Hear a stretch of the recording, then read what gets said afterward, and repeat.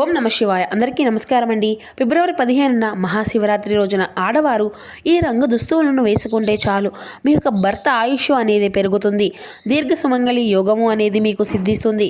ఇక అదేవిధంగా ఈ నెల 15న మనకు మహాశివరాత్రి అనేది రాబోతుంది కదండి. ఇది చాలా శక్తివంతమైనది, పరమ పవిత్రమైనటువంటి రోజు.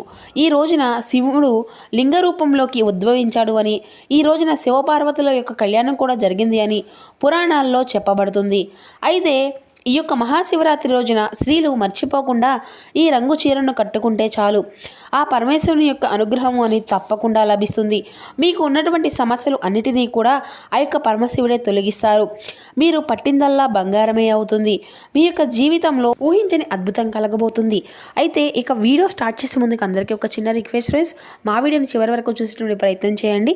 అలాగే మా వీడియో మీకు నచ్చితే ఒక చిన్న లైక్ చేసి ఓం నమ శివాయ అనేటువంటి ఒక చిన్న కామెంట్ చేయడం మాత్రం అసలు మర్చిపోకండి ఫ్రెండ్స్. ఇక వీడియో అయితే స్టార్ట్ చేద్దాం. అయితే ఈ నెల 15న మీరు అపర కుబేరులుగా మారిపోతారు. అంతేకాదు ఈ యొక్క శివరాత్రి రోజున ఈ రంగు చీరను కట్టుకోవడం వలన శివపార్వతుల యొక్క అనుగ్రహం అనేది మీకు కలుగుతుంది. అలాగే ఐశ్వర్య ప్రాప్తి కలుగుతుంది, దీర్ఘ సమంగళి యోగం సిద్ధిస్తుంది.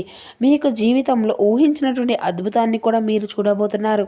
అలాగే మీ యొక్క జీవితంలో ఉన్నటువంటి సకల సంపదలు కలుగుతాయి, ఉన్నటువంటి సమస్యలు అన్నీ కూడా దూరం అయిపోతాయి. మీ యొక్క భర్త ఎంతో మేలు జరుగుతుంది అని శాస్త్రాల్లో చెప్పబడుతుంది. మరి ఇంతకీ ఈ యొక్క మహాశివరాత్రి రోజున ఏ రంగు చీర కట్టుకోవాలి అనేటువంటి విషయాన్ని ఈరోజు మనం ఈ వీడియో ద్వారా పూర్తిగా వివరంగా తెలుసుకుందాం. కాబట్టి చివరి వరకు చూసేటువంటి ప్రయత్నం అయితే ప్రతి ఒక్కరూ కూడా తప్పకుండా చేయండి ఫ్రెండ్స్. ఇక ఈ రోజున అంటే ఈ యొక్క మహాశివరాత్రి రోజున మనకు సకల శుభాలు చేకూరడానికి తప్పకుండా ఈ యొక్క పరిహారము అనేది చేయండి. ఈ యొక్క శివరాత్రి రోజున గుర్తుపెట్టుకొని ఈ పరిహారం తప్పక చేయాలి. అది ఏ పరిహారము అంటే బీరువా కింద ఇది ఒకటి పెట్టుకుంటే చాలండి. మీ యొక్క జీవితంలో ఉన్నటువంటి అన్ని ఇబ్బందులు తొలగిపోతాయి. ఈ పరిహారం వల్ల ఏమిటి అంటే మీరు బీరువాలో డబ్బు అనేది ఎంత పెట్టినా కానీ ఎంత తీసినా కానీ అసలు డబ్బు అనేది పెరగదు, మనకు ఉంటూనే ఉంటుంది. అంటే బీరువాలో ఉన్నటువంటి డబ్బు అంతా కూడా ఆగిపోదు. ఇక చాలామంది కూడా ఏమిటి అంటే బీరువాలో డబ్బు ఉండగానే ఉండదు అనేసి అనుకుంటూ ఉంటారు కదండి. చాలా వరకు ఖర్చు అయిపోతూ ఉంటుంది, ఏం చేయాలో కూడా అర్థం కాదు. ₹1 పెడితే ₹2 ఖర్చు అయిపోతూ ఉంటాయి. మాకు అసలు ధనం పొదుపు అనేది అసలు అవ్వడం లేదు, మా యొక్క జీవితంలో ఇటువంటి సమస్యలు అనేవి బాగా ఎదురవుతున్నాయి. బీరువాలో ఈ రోజున డబ్బు అనేది పెడితే మళ్ళీ కొద్దిసేపటికి తీయవలసి సిచ్యువేషన్ అనేది వస్తుంది, లేదంటే తెల్లవారితే తీసేసి వృధా ఖర్చులు చేసేస్తూ ఉంటున్నాం. చాలా వరకు కూడా బీరువాలో రూపాయి కూడా మిగలడం లేదు, ఎంత కూడా పెడుతున్నా కానీ డబ్బు అయితే ₹1 మిగలడం లేదు. అలాంటి వారు ఏంటి అంటే కనుక మేము ఇప్పుడు చెప్పేటువంటి ఈ యొక్క పరిహారం అనేది చేస్తే చాలా అంటే చాలా మంచి రిజల్ట్ అనేది మీకు ఖచ్చితంగా ఉంటుందండి. పురాణ గ్రంథాల్లో చెప్పబడింది. ఇది చాలా శక్తివంతమైనటువంటి పరిహారం. దీన్ని నమ్ముకోవడం అంటే చాలా మేలు జరుగుతుందండి. ఈ యొక్క పరిహారము అనేది ఎలా చేయాలి అంటే దీనికోసం ఒక చిన్న ప్లేట్ కానీ లేదంటే ఒక చిన్న గాజు గ్లాస్ బౌల్ కానీ తీసుకోవాలండి.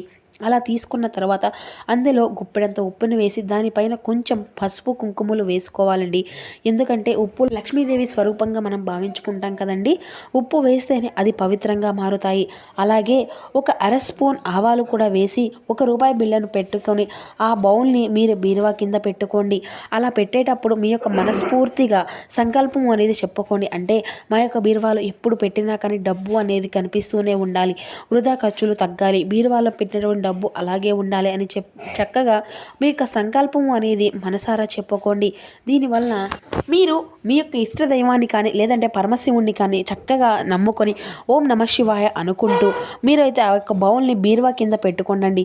ఈ యొక్క పరిహారం చేయడం వల్ల మీకు అంతా కూడా మంచి ఫలితం అయితే వస్తుందంటే అంత మంచి ఫలితం అనేది ఖచ్చితంగా మీరైతే చూడగలుగుతారు. ఇక అదేవిధంగా ఇలా బీరువా కింద ఒకవేళ మీకు పెట్టలేదు, వీలు కాదు, లేకపోతే బీరువా పైన కూడా కరెక్ట్గా పెట్టుకోవచ్చు అండి. ఇది పదే తీయవలసినటువంటి పనేది లేదు కదా. మనం ఏంటంటే 15 రోజులకు ఒకసారి కానీ నెల రోజులకు ఒకసారి కానీ ఇలా మార్చుకోవాలి. అందులో నుండి ₹1 బిళ్ళను తీసి వేరే కాయిన్ అయితే మనం అనేది దాంట్లో పెట్టుకుంటూ ఉండాలండి. ఈ విధంగా మిగతా వస్తువులు ఉన్నాయనుకోండి అటువంటి ఇక మిగతా ఇవన్నీ కూడా తీసేసి చిట్టు మొదట్లో పోసేసుకుంటే సరిపోతుందండి. మళ్ళీ 15 రోజుల తర్వాత అంటే పసుపు కుంకుమలు అలాగే ఆవాలు వేసి ₹1 బిళ్ళను పెట్టుకొని మళ్ళీ మీ యొక్క బీరువా కింద ఈ విధంగా పెట్టుకుంటూ మార్చుకుంటూ ఉండాలి. అలా పెట్టడం వల్ల మీ ఇంట్లో ఉన్నటువంటి నెగిటివ్ ఎనర్జీ మొత్తం కూడా, నకారాత్మక శక్తులు అవన్నీ కూడా మొత్తం దూరమైపోయి మీకు ఉన్నటువంటి నెగిటివిటీ అంతా కూడా మీరే బయటకు అంటే మీ ద్వారానే బయటకు వెళ్ళిపోయినట్టుగా అవుతుందండి. మరి అంతేకాకుండా మీరు పెట్టినటువంటి డబ్బు అలాగే ఉండడానికి కూడా అవకాశము అనేది అధికంగా కనిపిస్తుంది. ఇక అదేవిధంగా మీ యొక్క జీవితంలో చాలా మంచి రిజల్ట్ అనేది తప్పక వస్తుందండి. ఇక మర్చిపోకుండా ఇది మాత్రం అసలు అయితే ఖచ్చితంగా చేయండి. ఇక బీరువా పరిహారాన్ని అయితే మీరు ఈ యొక్క శివరాత్రి రోజున అయితే చేయండి. అలాగే ఈ యొక్క పరిహారాన్ని మీరు శివరాత్రి లోపు కూడా చేసుకోవచ్చండి. అయితే ఈ యొక్క శివరాత్రి రోజున చేస్తే మీకు ఇంకా అద్భుతమైనటువంటి ఫలితము అనేది కూడా ఖచ్చితంగా మీరు చూస్తారు. లేకపోతే అమావాస్య లోపు అయినా కూడా ఈ యొక్క పరిహారాన్ని అయితే చేసుకోవచ్చండి. ఇలా చేయడం వల్ల ఈ యొక్క పరమేశ్వరుని యొక్క అనుగ్రహం అనేది మీకు కలుగుతుంది. అలాగే శివపార్వతుల యొక్క అనుగ్రహంతో మనం పట్టిందల్లా బంగారం అవుతుంది. ధనం అనేది దూసుకు వస్తుంది. ఐశ్వర్యము అనేది కలుగుతుంది. అన్ని విధాలుగా కూడా మీకు బాగా కలిసి వస్తుంది అని చెప్పుకోవచ్చండి. ఇక ఆ యొక్క శివ యొక్క అనుగ్రహం మీకు కలిగి శివుడు తిరుగుతుంది అని చెప్పుకోవచ్చు. మీకు అపార కుబేరులుగా మారిపోతారు అని పండితులు కూడా తెలియపరుస్తున్నారండి. ఇక మన వీడియోలోకి వస్తే కనుక ఈ యొక్క మహాశివరాత్రి అనేది చాలా పవిత్రమైనటువంటి పర్వదినము అని చెప్పుకోవచ్చు.